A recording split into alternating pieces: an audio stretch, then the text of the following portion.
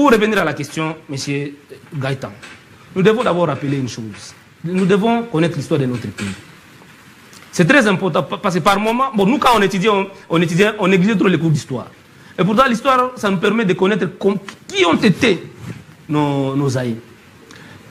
Le royaume Bushi dira 3 siècles, je dis bien, dira 3 siècles, ont combattu contre le royaume du Rwanda. Le royaume du Rwanda traversait toujours la rivière Ruzizi pour venir conquérir des terres. Et chaque fois que le royaume Bushi, le roi du Bushi ripostait, c'était la terreur de l'autre côté. Et les Bashi traversaient même la frontière, traversaient la rivière Ruzizi pour aller attaquer ceux qui agressaient le pays pour conquérir nos terres, pour piller nos richesses. Cela n'a pas commencé aujourd'hui. Aujourd'hui, nous parlons d'une guerre de 30 ans. Mais le royaume Bushi ont fait 3 siècles de guerre contre le Rwanda. C'est pour dire que le Rwandais, Paul Kagame, n'est pas un homme de paix. La main tendue par Tshisekedi, Kagame ne peut pas accepter. Parce qu'à la base, il n'est pas un homme de la paix. Mais pourquoi aussi? Kagame, c'est quand même dur aussi pour le Rwanda, cette guerre. Il faut comprendre. Vous avez vu les déferlements, justement, des sanctions internationales. Et même certaines compétitions, organisations internationales qui ont refusé d'organiser au Rwanda des activités à cause de la crise dans l'Est du pays. Il faut comprendre, M. Gaëtan. Pour les Rwandais, et c'est ce qu'on les enseigne à l'école, que nos terres sont pour eux leurs terres promises. C'est ce qui est dans l'esprit des Rwandais. On les apprend ça à l'école. Pour dire que les Rwandais ne cesseront jamais de nous agresser. Quitte à nous de développer des mécanismes de défense en fait de sécuriser notre pays. Le chef de l'État, sur fond de l'article 74, il a juré de sécuriser les Congolais leurs biens et d'assurer l'intégrité territoriale. C'est ça son travail à travers notre armée. Mais quel est l'état de notre armée aujourd'hui? C'est un problème. Déjà, par rapport au conflit que nous vivons à l'Est, Kagame était déjà coincé grâce à la diplomatie menée par Mukwege au niveau international. Parce que la diplomatie d'un État. Mais monsieur Lompepe dit que Mukwege reste à l'étranger, il n'est pas au pays et tout. Le fait pour Mukwege d'être à l'étranger, il n'y va pas pour manger le beefsteak. Denis Mukwege a coincé Kagame alors qu'il a pris la poudre d'escampette. Il est allé il a abandonné ailleurs. toute sa fondation. Il a laissé Epanzi la cité, Epanzi l'hôpital. Oui. Mukwege en Europe, c'est pour travailler. Oui. Si les sanctions ont tombé contre le Rwanda, il faut le savoir. C'est grâce aux efforts de Denis Mukwege. C'est depuis 25 ans aujourd'hui que Mukwege parle de génocide congolais, que Mukwege demande la justice.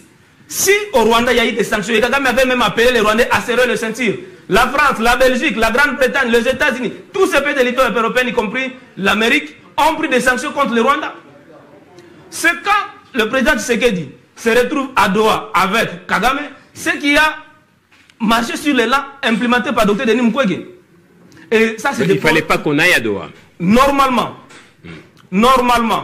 au regard de la dimension internationale du conflit, nous ne devions pas négocier ni avec le Rwanda, ni avec la M23. Mukwege avait donné une solution de détenir une conférence internationale sur la paix en RDC qui allait nous amener à toucher les acteurs majeurs. Dernière question, je vais comprendre un peu. On est à Doha, on est à Washington. Pourquoi encore demander à Paul Kagame qui discute directement? Comment comprendre cela?